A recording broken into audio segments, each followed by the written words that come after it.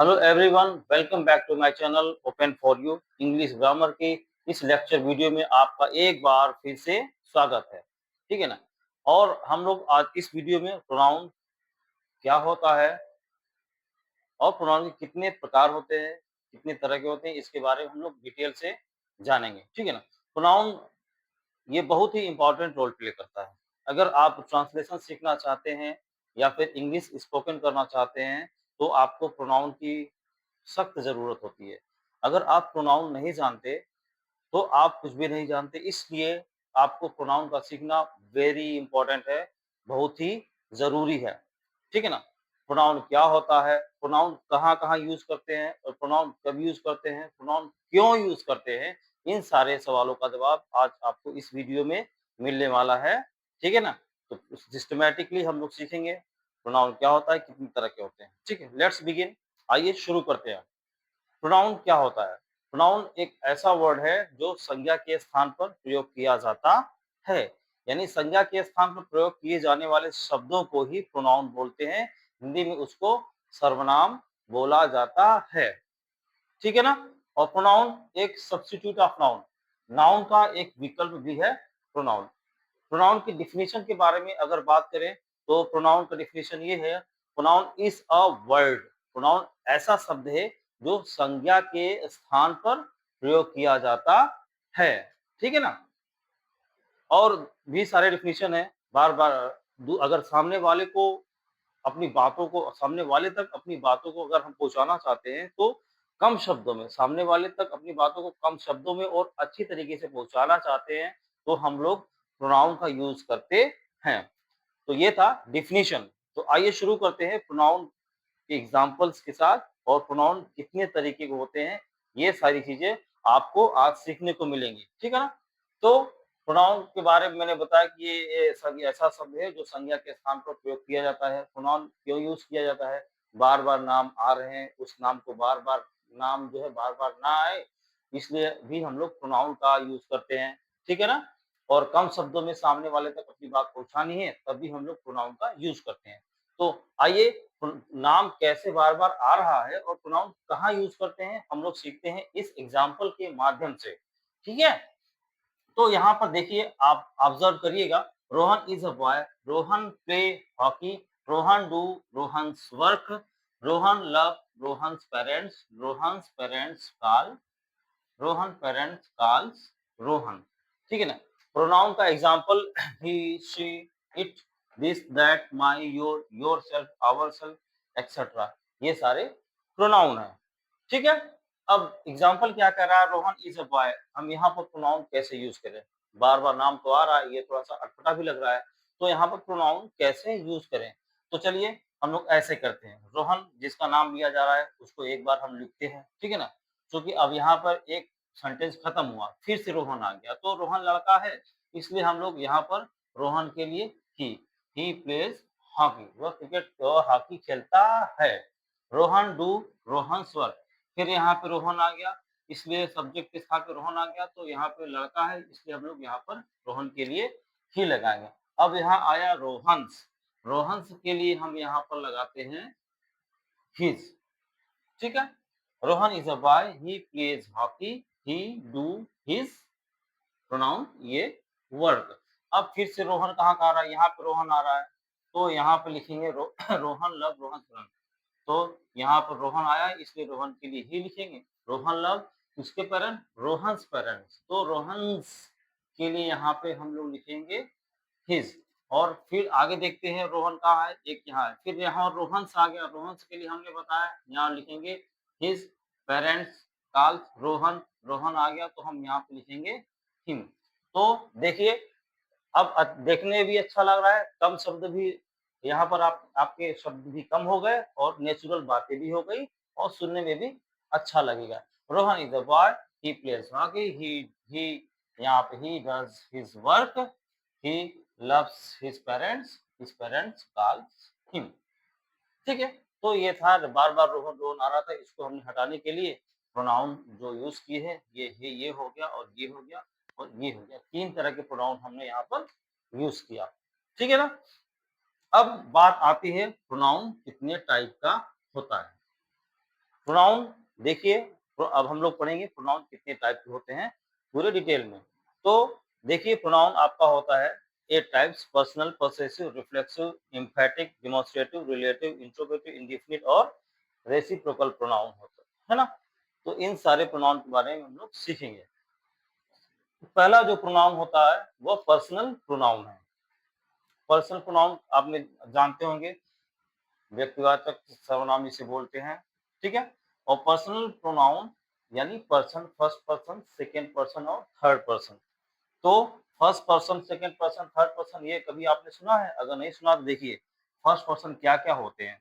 आई, we, ये first person, और second person हो गया यू, और थर्ड पर्सन हो गया दे, ही, शी, ये सारे थर्ड पर्सन हो गए। अब पर्सनल प्रोनाउन दो तरह पर्सनल प्रोनाउन दो होते हैं, एक सब्जेक्टिव सब्जेक्टिव प्रोनाउन और एक होता है ऑब्जेक्टिव नाउन।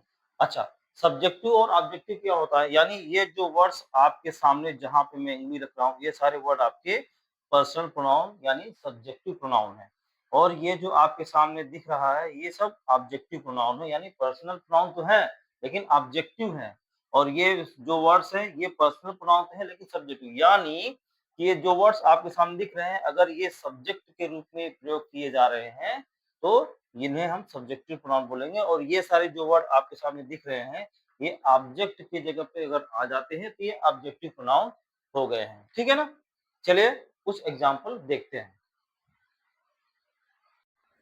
तो अभी आपने देखा पर्सनल प्रोनाउंस, और पर्सनल प्रोनाउन को एग्जांपल्स में हम लोग कैसे जानेंगे, ठीक है? ताकि मैंने बताया आपको कि ये जो वर्ड्स आपको सामने दिख रहे हैं, I, we, you, they, he, she, ये आपके सब्जेक्टिव हैं, सब्जेक्टिव प्रोनाउन यानी पर्सनल प्रोनाउन का सब्जेक्टिव केस, ठीक है ना? और ये ऑब्जेक्टिव केस यानी ये सारे वर्ड्स ऑब्जेक्ट की जगह पे यूज किए जाते हैं, तो इन्हें हम बोलते हैं ऑब्जेक्टिव केस, ठीक है? तो यहाँ पे देखिए, पहला है पर्सनल प्रोनाउन यानी यू सब्जेक्ट की जगह पे यूज हो गया, इसलिए यू आपका हो गया पर्सनल प्रोनाउन का सब्जेक्टिव केस। दे दे आपका यहाँ हो गया सब्जेक्ट के रूप में यहाँ पर इस्तेमाल हुआ है, इसलिए दे आपका सब्जेक्टिव केस हो गया, ठीक है? Subjective pronoun. और यहाँ पे वी आप देख रहे हैं, यहाँ पर भी है, वी गेव, वी आपका जो है, ये चूंकि ये फर्स्ट पर्सन है, सब्जेक्ट के रूप में यूज हुआ है, इसलिए इसे सब्जेक्टिव केस बोला जाता है, सब्जेक्टिव प्रोनाउन। और दूसरा ऑब्जेक्टिव प्रोनाउन क्या होता है देखिए, यानी ये जो वर्ड आपके सामने ये दिख रहे हैं, अगर ये ऑब्जेक्ट के जगह पर प्रयोग किए जाते हैं तो इन्हें ऑब्जेक्टिव प्रोनाउन बोला जाता है। यानी मी, दे नो अस, अस यहाँ पर देखिए, अस माने हमें, वे हमें, नो मतलब जानते हैं।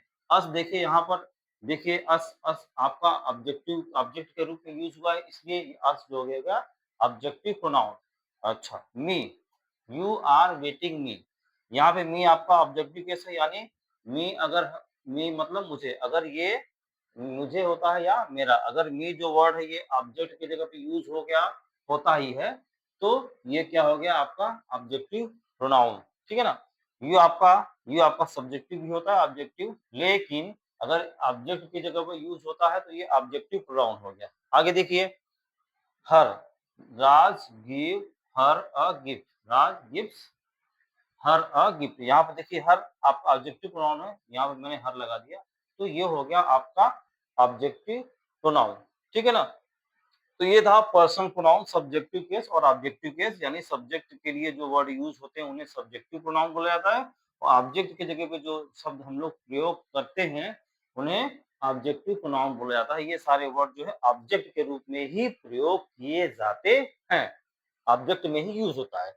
आगे आपका क्या है, जो सेकंड दूसरे तरह का जो प्रोनाउन होता है इसे बोलते हैं पॉसेसिव प्रोनाउन, यानी ऐसा प्रोनाउन जब हम किसी के अधिकार के बारे में बताते हैं तो पॉसेसिव प्रोनाउन का यूज होता है, यानी ये जो वर्ड्स आपके माई, योर, आवर, ये और ये दोनों वर्ड्स जो हैं ये पॉसेसिव प्रोनाउन है। जहां कहीं भी आपको दिख जाए, आप लोग तुरंत पकड़ लेना कि ये पॉसेसिव प्रोनाउन है, ठीक है ना? ये पोसेशन बताते हैं, ये अधिकार बताते हैं कि कौन सी चीज किसकी है, और इसका प्रयोग करके हम अधिकार बताते हैं, ठीक है ना?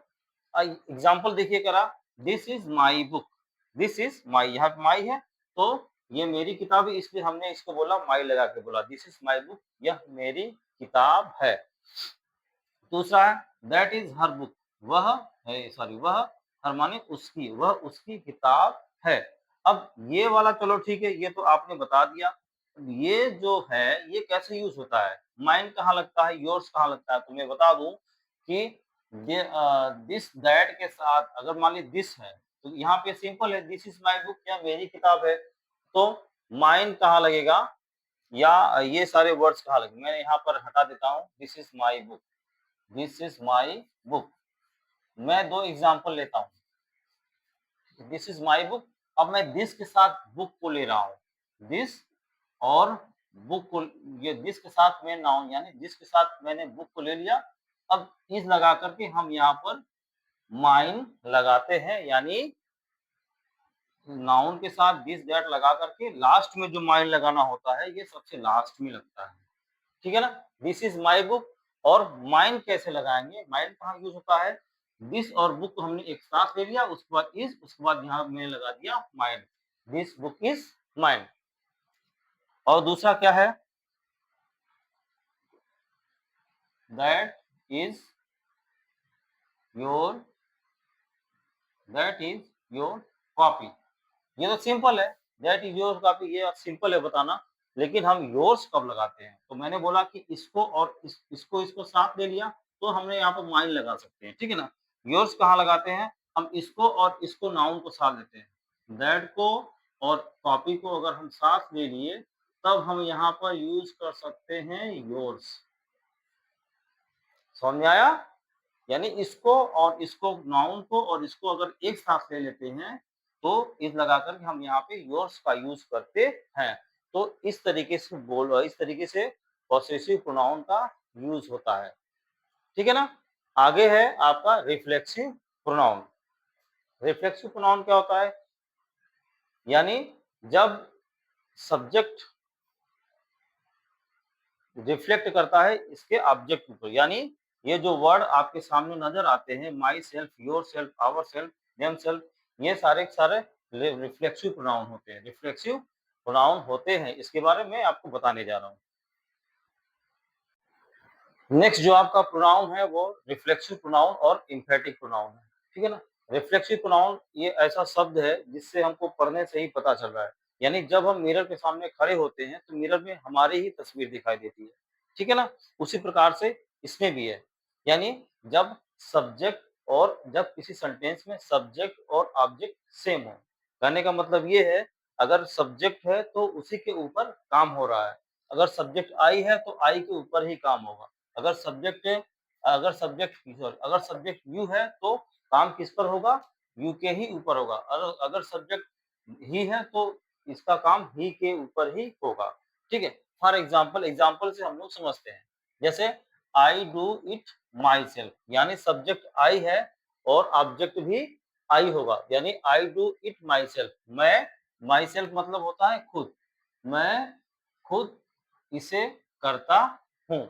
यहाँ पे यू सब्जेक्ट है तो यू, जो सब्जेक्ट है वही ऑब्जेक्ट है, यहाँ पे जो सब्जेक्ट है वही ऑब्जेक्ट, यानी सब्जेक्ट के ऊपर ही जो है जो काम होता है वो उसी को बोलते हैं रिफ्लेक्सिव प्रोनाउन। जैसे यू राइट ऐसे, तुम ऐसे लिखते हो, यानी तुम खुद से ऐसे लिखते हो तो योर सेल्फ हुआ, ठीक है ना। जब जहां पर के सब्जेक्ट जो है अपने काम को खुद करता है तो वो जो वर्ड होता है सेल्फ वाला, यानी जब सब्जेक्ट यू है तो यू का ऑब्जेक्ट क्या हो जाएगा, योर सेल्फ हो जाएगा। आई है तो आई का ऑब्जेक्ट क्या हो जाएगा, माई सेल्फ, यानी आई है सब्जेक्ट तो इसका ऑब्जेक्ट क्या होगा, आई के ऊपर ही होगा, यानी I will go there myself, ठीक है। और ये जो है अवॉर्ड के बाद लगता है जो रिफ्लेक्सिव प्रोनाउन है, ठीक है ना। आगे जो आपका प्रोनाउन है वो इम्फेटिक प्रोनाउन, यानी इम्फेटिक प्रोनाउन ऐसा प्रोनाउन होता है तो रिफ्लेक्सिव और इम्फेटिक में कोई फर्क नहीं होता ये दोनों वर्ड सेम होते हैं, बस थोड़ा सा फर्क होता है, यहाँ पर सब्जेक्ट के ऊपर फोकस किया जाता है, सब्जेक्ट के ऊपर जो है वर्ग का प्रेशर होता है, जैसे और हमारे पास कोई विकल्प नहीं होता, ठीक है ना।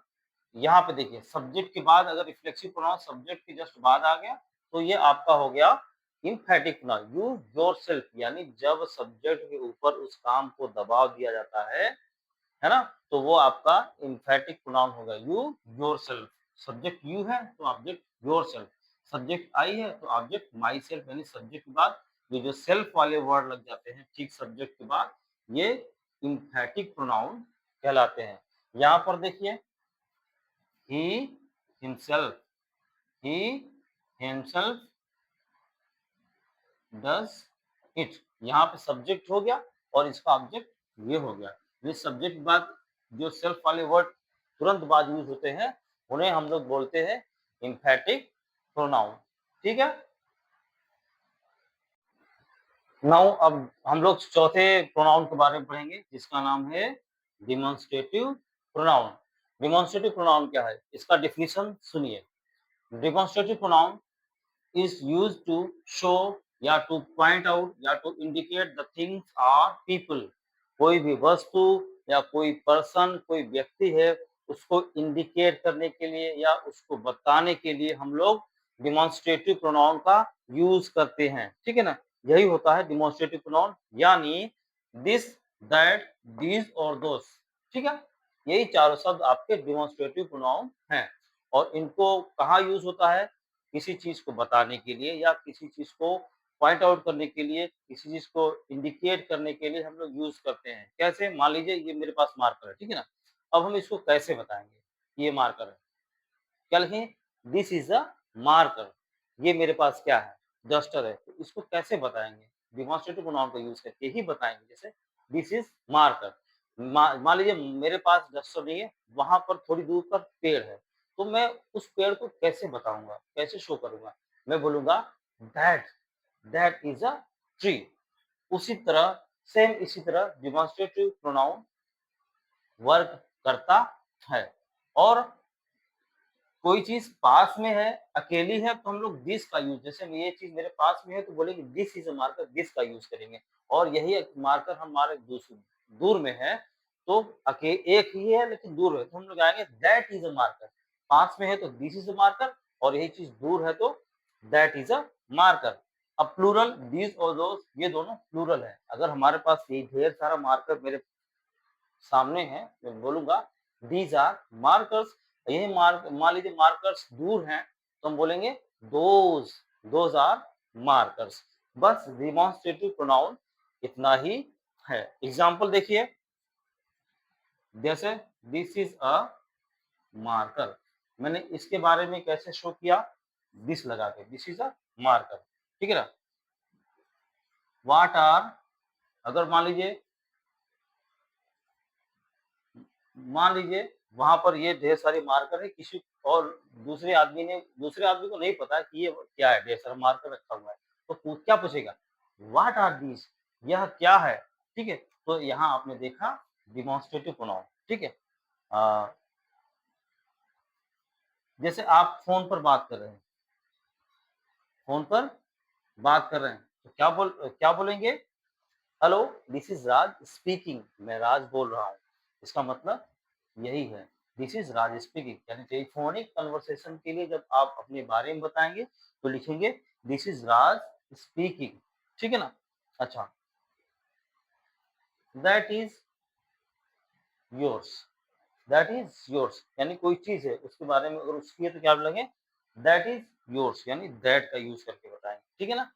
तो कोई चीज पास में है या दूर में है, कोई चीज या कोई पीपल है, तो उनको इंडिकेट यानी उनको शो करने के लिए, उनको बताने के लिए हम लोग दिस, दैट, दिस, दोस का इस्तेमाल करते हैं। तो ये था डिमॉन्स्ट्रेटिव प्रोनाउन। नेक्स्ट जो प्रोनाउन आप लोग सीखने वाले हैं वो है relative pronoun and interrogative pronoun. एक रिलेटिव क्लास को मेन क्लास से जोड़ने का काम करता है, यानी ऐसा वर्ड है जो रिलेटिव क्लास को मेन क्लास से जोड़ता है। ठीक है, यह था रिलेटिव प्रोनाउन और इंट्रोगेटिव प्रोनाउन का डेफिनेशन। अब हम आपको कुछ दिखाना चाहते हैं। ये देखिए, ये वर्ड्स आपके यहाँ इधर है और ये इधर है, ये इंट्रोगेटिव वर्ड्स है। ठीक है, who, whom, what, which, where।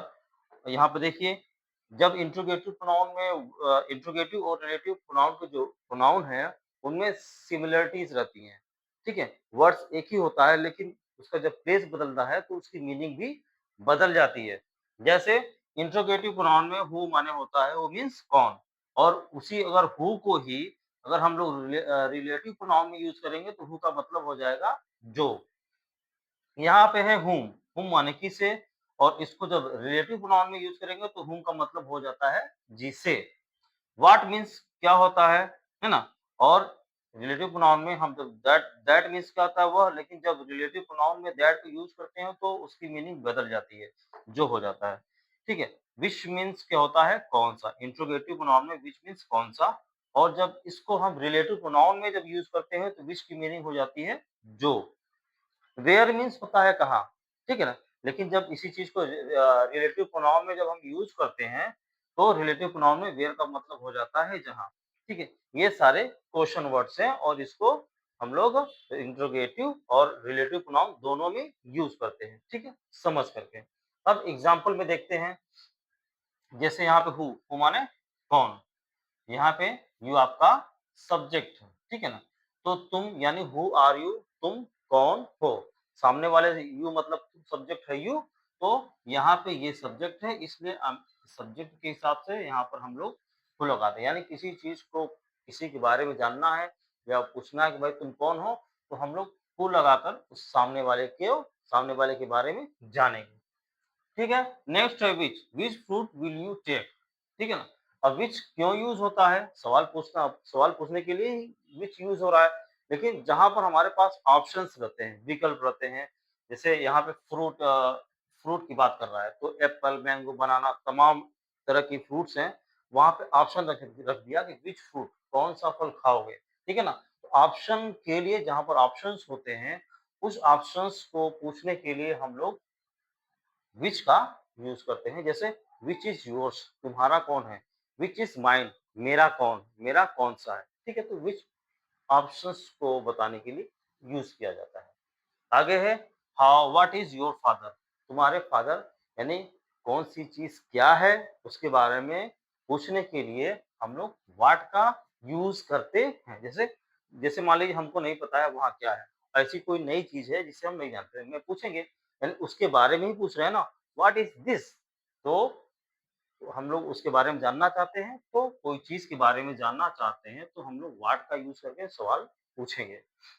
भैया व्हाट इज़ योर फादर? तुम्हारे फादर क्या हैं?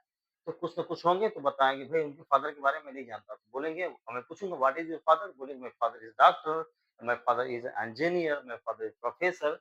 तो पूछने के लिए कोई चीज़ के लिए तो व्हाट का यूज़ करते हैं। सिचुएशन को जानने के लिए यानी कोई सिचुएशन कैसा है, अच्छा है या बुरा है, उस सिचुएशन के बारे में जानने के लिए हम लोग हाउ का यूज़ करते हैं।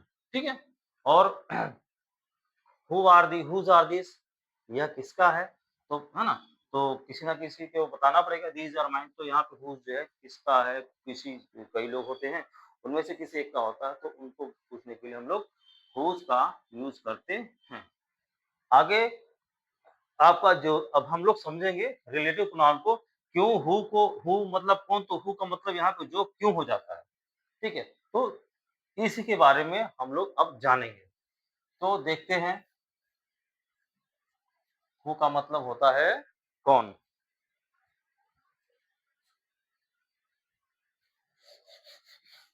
अब यहाँ पर मैं एग्ज़ाम्पल आपको दे रहा हूँ।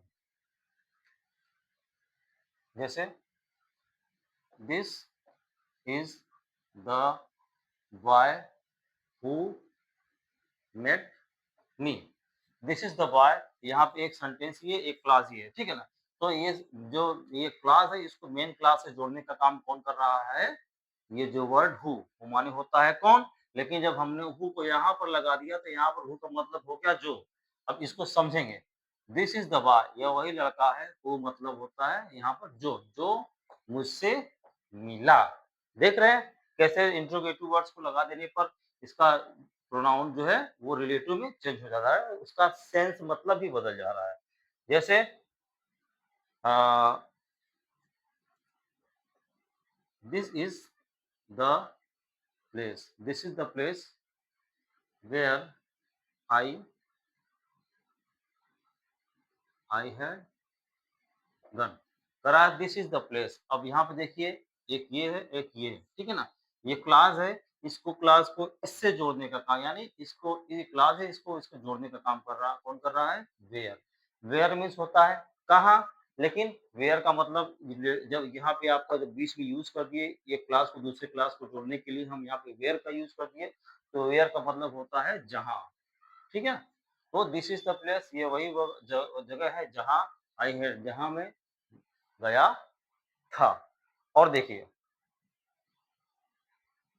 दिस इज द फ्रूट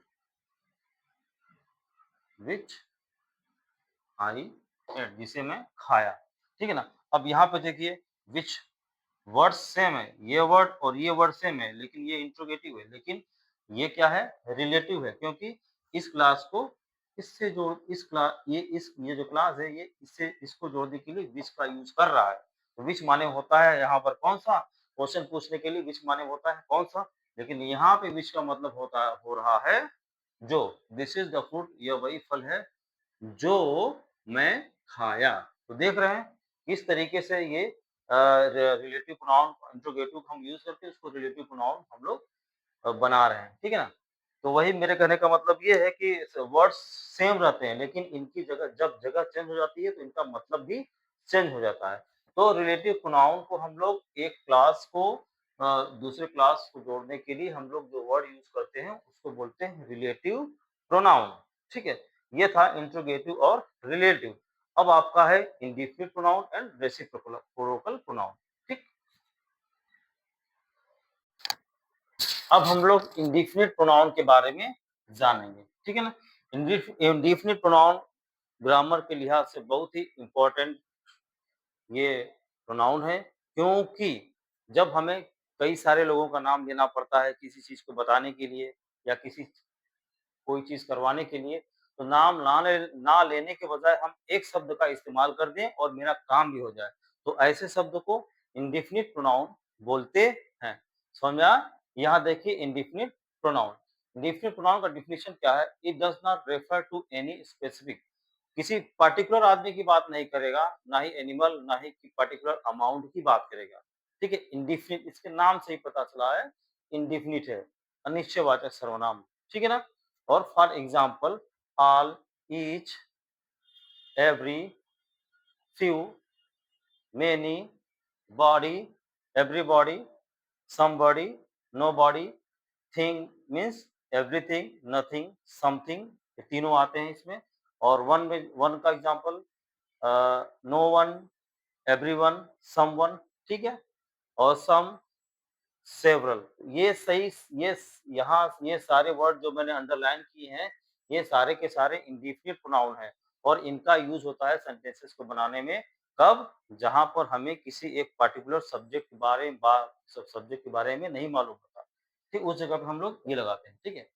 अब इसमें देखिए एग्जाम्पल क्या कर रहा है, सम, ऑल ऑफ देम, जब हमें किसी सभी के बारे में मालूम हो गया, तो ग्रीन, जैसे मान लीजिए कई सारे हॉर्सेस हैं, कई सारे हॉर्सेस जैसे मुझे लग रहे हैं, ठीक है। तो मैं क्या बोलूँ, मैं बोल दूंगा ऑल ऑफ देम हॉर्सेस, ठीक है। समबडी हैड टॉट दिस, यहाँ पे कुछ लोगों की बात कर रहा है, जैसे रोहन, मोहन, सोहन, कविता, कविता, ये तमाम कई सारे लोग हैं, ठीक है ना। तो वहां से मुझे ऐसा लगा कि कुछ लोगों को ये क्वेश्चन समझ में आया, आंसर समझ में आया, तो मैं बोलूंगा समबडी हैड टॉल्ड दिस, कुछ लोगों को समझ में आया। अब यहाँ पे can anybody answer this, anybody मतलब कोई, ठीक है ना। ये आपका आंसर, एनीबडी कहाँ लगाते हैं? जैसे एग्जाम में मान लीजिए क्लास में बैठे हुए मुझे कुछ क्वेश्चन पूछना हो, ठीक है ना। तो मैं, मुझे थोड़ी पता है कि सब लोगों को मालूम है, तो कैन एनीबडी, तो मैं बोलूंगा कैन एनीबडी, एनीबडी मतलब कोई भी, तो हाँ, तो एनीबडी यहाँ पर यूज कर लेंगे, ठीक है। एवरीवन मतलब जब सब किसी की बात होती है, रोहन, मान लीजिए क्लास में 5 लोग हैं, रोहन, सोहन, अमित, राज, कपूर, 5 लोग है ना, तो 5 लोगों का नाम मुझे ना लेना हो तो मैं क्या लिखूंगा? Everyone, everyone will play hockey, सभी लोग क्रिकेट खेलेंगे। मेनी स्टूडेंट्स, कई सारे स्टूडेंट्स हैं वहां पर, मैं बोलूंगा नाम ले लो करके, मैं बोलूंगा many, many students are there, सभी स्टूडेंट्स, कई स्टूडेंट्स वहां पर हैं। तो ये था इंडेफिनिट प्रोनाउन, ठीक है ना। इंडेफिनिट प्रोनाउन का आपने अच्छे से समझा। अब लास्ट जो टॉपिक है, लास्ट प्रोनाउन है, वो है रेसिप्रोकल प्रोनाउन। नाउ अब हम लोग लास्ट प्रोनाउन रेसिप्रोकल प्रोनाउन के बारे में बात करेंगे। ये प्रोनाउन भी इम्पोर्टेंट है, ठीक है? तो रेसिप्रोकल प्रोनाउन होता क्या है? What is reciprocal pronoun? Reciprocal pronoun का डेफिनेशन ये कह रहा है कि which describe mutual answer given और डन इन रिटर्न।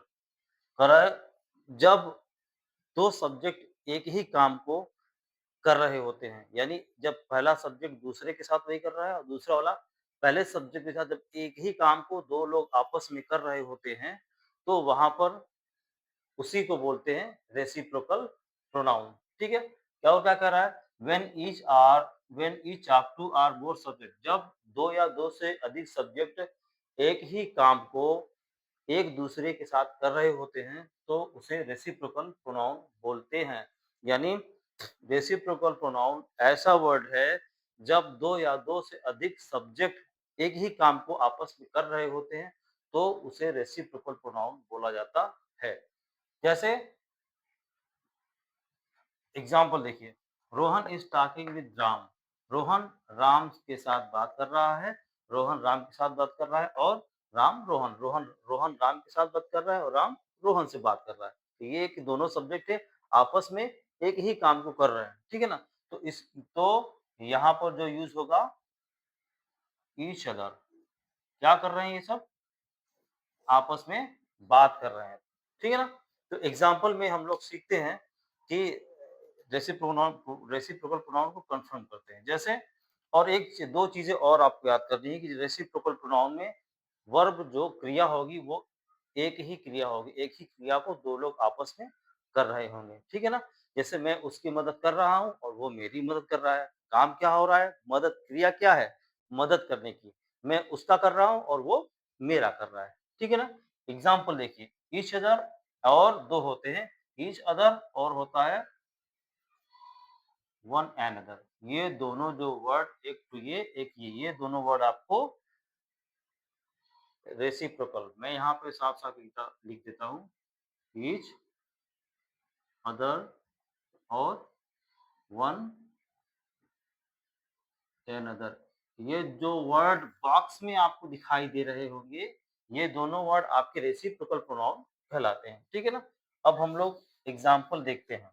जैसे मैं यहाँ बोला रोहन टॉकिंग विद राम, रोहन राम से बात कर रहा है और राम रोहन से बात कर रहा है, ठीक है ना? सेम। और मैंने क्या बताया कि वर्ब उनका सेम रहना चाहिए, पहली चीज। और जो सब्जेक्ट होता है वो प्लूरल होने चाहिए, आई के साथ नहीं लगेगा, ठीक है ना? यू के साथ नहीं लगेगा। तो दो से या दो से अधिक सब्जेक्ट होने चाहिए। जैसे टू एथलीट्स, एथलीट मतलब होता है जो दौड़ लगाने वाले लोग होते हैं, ऊंची कूद, लंबी कूद, दौड़ते हैं, भाला फेंक, ये सब जो करते हैं उनको एथलीट बोला जाता है। कह टू एथलीट्स कंप्लीटेड, पूरा कर रहे हैं, विद ईच अदर, एक साथ। कंपीट मतलब भाग ले रहे हैं, ठीक है ना? एक जो है एक साथ भाग ले रहे हैं। All of us help one other, हमें से ऑल ऑफ अस मतलब हमें से सभी को हेल्प करनी चाहिए, वन अदर मतलब हमें उसकी उसकी उसकी उसे उसको उसको उसको, तो आपस में हमें मदद करना चाहिए। तो वन अनदर जो है ये आपका रेसिप्रोकल प्रोनाउन हो गया। Amit and Syrian are talking each other, Amit Syrian से बात कर रहा है, सीरियन अमीन से बात कर रहा है, तो यहाँ पे क्या लगाएंगे? ईच अदर लगाएंगे। एक दूसरे से वही काम कर रहे हैं आपस में, तो ईच अदर लगाएंगे यहाँ पर, ठीक है ना? Shiva and Raghav are blaming one another, Shiva और राघव, राघव शिवा को दोष दे रहा है, तुम्हारी वजह से हुआ, और राघव शिवा को ब्लेम कर रहा है, तो यहाँ पे क्या होगा? वन अनदर होगा, ठीक है ना? तो ये था आपका रेसिप्रोकल प्रोनाउन, और उम्मीद है वीडियो आपको समझ में आया होगा। एक रिक्वेस्ट आपसे है वीडियो के लास्ट में, कि अगर आपको मेरा प्रयास अच्छा लगा हो तो चैनल को सब्सक्राइब करें, वीडियो को लाइक करें, ठीक है? That's all, thank you.